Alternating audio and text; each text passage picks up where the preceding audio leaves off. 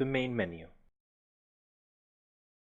To access the main menu, right-click to bring up the quick menu and select Main Menu from the bottom of the list. The main menu oversees all the other options for the DVR. The Setup menu allows you to configure several aspects of your DVR, including scheduling, alarms, and internet access.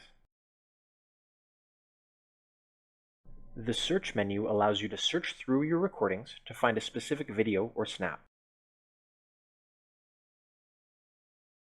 The Backup menu allows you to back up your recordings to an external USB device.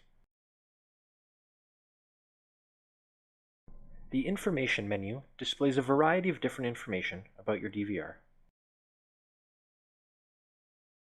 The Disk Management menu will let you see the information related to the DVR's internal storage. It will also allow you to format the drive. Selecting the Logout option will allow you to log the current user out of the DVR. The Shutdown option will allow you to shut down the DVR. You can fully shut down the DVR by removing its power cable. View the description of this video to see more information about these menus.